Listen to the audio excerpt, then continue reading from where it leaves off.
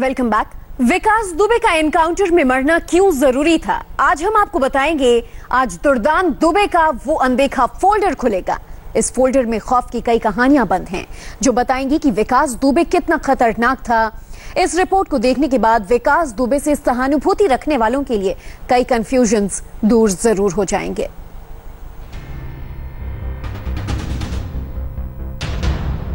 एक राक्षस के मरने पर इतना विलाप क्यों? एक हत्यारे के एनकाउंटर पर इतना रुदन क्यों? एक दरिंदे की मौत पर इतने सवाल क्यों? अच्छा हुआ खाकी के इस खूनी को खाकी की गोली से ही नर्क नसीब हुआ, वरना जिंदा रहता तो ना जाने क्या क्या करता, कितनों की जान ले लेता। इसलिए सियासत बंद करो। जो लोग इस हत्यारे की मौत पर सवाल खड़े कर रहे हैं, सहानुभूति रख रहे हैं, उनको यह जरूर जानना चाहिए कि इस दुर्दांत का अंत क्यों जरूरी था। इसके लिए विकास दुबे की पूरी क्राइम हिस्ट्री को एक बार फिर पलटना होगा और उसकी साइकोलॉजी को समझना होगा।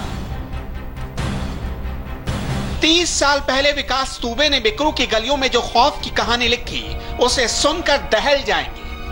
तब शायद सवाल उठाने वाले विकास दुबे के मरने को लेकर सवाल नहीं करेंगे। 8 पुलिस वालों का मास मर्डर इसने ऐसे नहीं किया। विकास दुबे की साइकोलॉजी ऐसी ही थी। उसकी तरफ जिसने भी आंख उठाया उसकी आंखें फोड़ दी, जिसने उसकी बात नहीं मानी उसको खामोश कर दिया।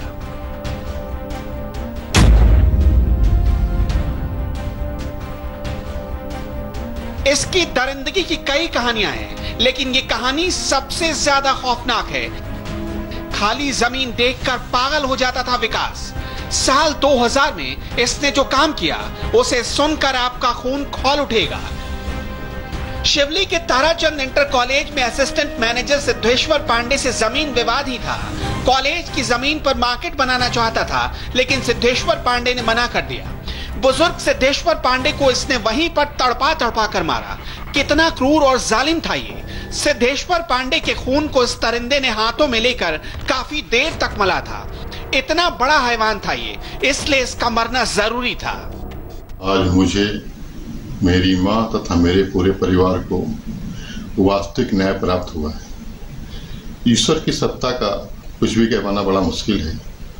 कैसे न्याय देता, कब देता, कुछ कह पाना संभव नहीं है।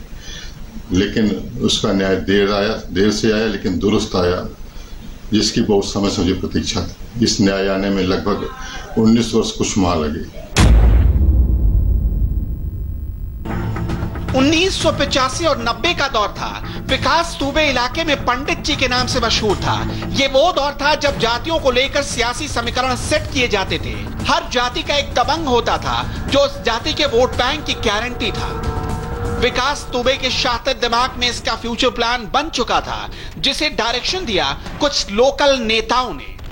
इसके बाद विकास दुबे माफिया विकास दुबे बना और ब्राह्मणों का मसीहा। विकास दुबे की क्राइम डायरी का पहला पन्ना 17 साल की उम्र में लिखा गया, जब उसने कानपुर कन्नौज बॉर्डर पर पड़ने वाले गंगवापुर में पहली हत्या की थी। यह गांव विकास का ननिहाल था, लेकिन यहां भी इसने क्रूरता की हदों को पार कर दिया था। इस सपोले का जन्म यहीं पर हुआ, जिसका अंत यही होना था, लेकिन सियासत की कठपुतली बन चुके कानून और सिस्टम ने उसे बचा लिया और यहीं से उसके अपराध का ग्राफ बढ़ना शुरू हुआ।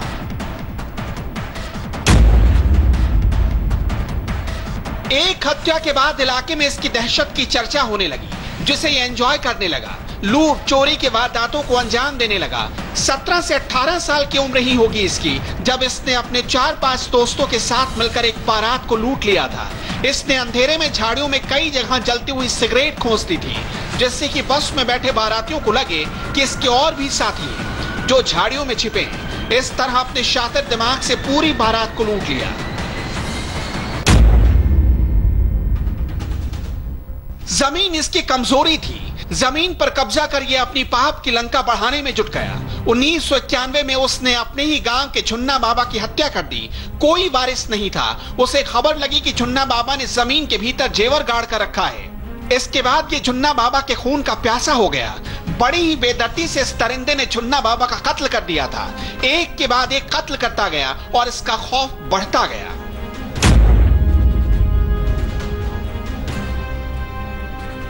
जमीन कब्जा इसका सबसे मेन धंधा बन गया। ऐसा खौफ बन गया कि जिस जमीन पर हाथ रख देता लोग हट जाते या फिर समझौता कर लेते। दहशत के कारोबारी की हैसियत समझ ली थी इसने, इसलिए 1993 में इसने कॉन्ट्रैक्ट किलिंग में हाथ आजमाना शुरू किया। 1993 में रामबाबू हत्याकांड को अंजाम दिया। इन्हें भी इसने बड़े ही वहशियाना तरीके से मारा। बिकरू की गली का गुंडा कैसे बन गया गैंगस्टर नंबर 1, कैसे बनाई इसने अपनी गैंग, उसकी भी एक कहानी है। बुलेट पसंद थी विकास दुबे को। जाति को लेकर सियासी समीकरण घट बढ़ रहे थे। अपनी जातियों को सरपरस्त युवा तलाश रही थी। इस मौके को शातिर ने प्रयोग में लाना शुरू किया। गांव के बिगड़ैल लड़कों को लेकर इसने बुलेट गैंग बनाई, जिसका सवर्ण सियासतदानों ने खुलकर सपोर्ट किया। पूर्व विधायक नेक चंद्र पांडे की पूरी सरपरस्ती में ये गैंग फलने फूलने लगा। विकास के बुलेट गैंग के इन गुर्गों ने छोटे मोटे अपराध करने शुरू कर दिए, जिससे चौबेपुर, शिवली, बिल्हौर में विकास दुबे की तूती बोलने लगी। बुलेट गैंग के ये बदमाश किसी को भी मरने मारने से नहीं चूकते।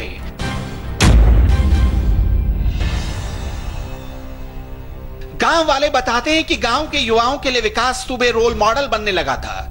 लूटपाट और क्राइम का मजा लेने लगे थे गांव वाले। लूट की रकम और राशन जो मिलता वो गांव में बांटने लगा। खौफ के नाम पर कारोबार का मतलब इसने जो समझाया, उससे कई युवा भटक गए। नतीजा ये हुआ कि इन युवाओं के नाम पर असलहों का लाइसेंस लेता था और हथियारों का जखीरा अपने घर में बनाने लगा। कोई पुलिस नहीं, कोई तफ्तीश नहीं, अपराध का खुला खेल करने लगा था विकास दुबे। एक कहानी हो तो बताई जाए। जुल्म की ऐसी ही कहानियां इसने लिखी जिसे सुनकर आप हैरान हो जाएंगे, वो भी सियासत, पुलिस, प्रशासन की आंख के नीचे। सवाल है कि कैसे पनपता रहा अपराध का ये पेड़। इसके सभी सरपरस्त बेनकाब होने चाहिए और हमें भरोसा करना चाहिए कि हर सरपरस्त के चेहरे से पर्दा हटेगा। इस कहानी को सुनिए, कांप जाएंगे। विकास दुबे के बिकरू गांव वाले घर के सामने कुआं है, लेकिन कुएं के पानी पर हक सिर्फ विकास दुबे का था और जिसने भी पानी लेने की गुस्ताखी की, बिकरू का गब्बर उसे तड़पा तड़पा कर मारता था। तब तक मारता था जब तक वो इस बात की कसम नहीं खा लेता कि दोबारा इधर कदम नहीं रखेगा। सुना आपने, राक्षस था विकास, इसलिए मरना जरूरी था।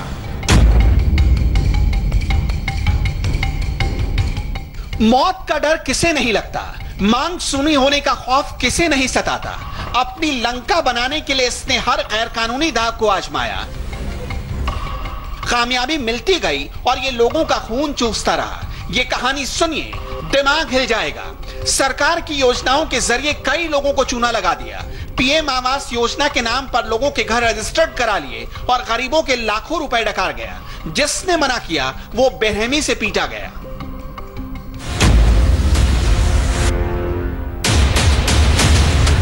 हर एक कहानी डराने वाली है। जब आप ऐसे हालात में खुद को रखकर महसूस करेंगे, तब आपको पता चलेगा कि विकास दुबे की मौत क्यों जरूरी थी। इसने पॉलिटिकल मर्डर भी किए, वो भी दहलाने वाले थे। लोग खुलकर कहते हैं कि विकास दुबे को माफिया बनाने में सबसे बड़ा हाथ सियासी आकाओं का था। इसके सबसे बड़े सियासी आका हरिकिशन श्रीवास्तव थे। 1996 में हरिकिशन श्रीवास्तव बसपा से चुनाव लड़े। सामने बीजेपी के संतोष शुक्ला थे। जीत हरिकिशन को मिली, लेकिन अदावत शुरू हो गई। नतीजा यह हुआ कि 5 साल बाद 2001 में विकास दुबे ने संतोष शुक्ला को बड़ी ही बेरहमी से शिवली थाने के भीतर मारा। संतोष शुक्ला के साथी लल्लन वाजपेयी को बचाने थाने पहुंचे थे संतोष शुक्ला। बात बढ़ी, थाने के भीतर ही राज्य मंत्री का दर्जा प्राप्त संतोष शुक्ला को 25 पुलिस वालों के सामने भून दिया। खौफ का आलम यह था कि सभी पुलिस वाले गवाही से मुकर गए।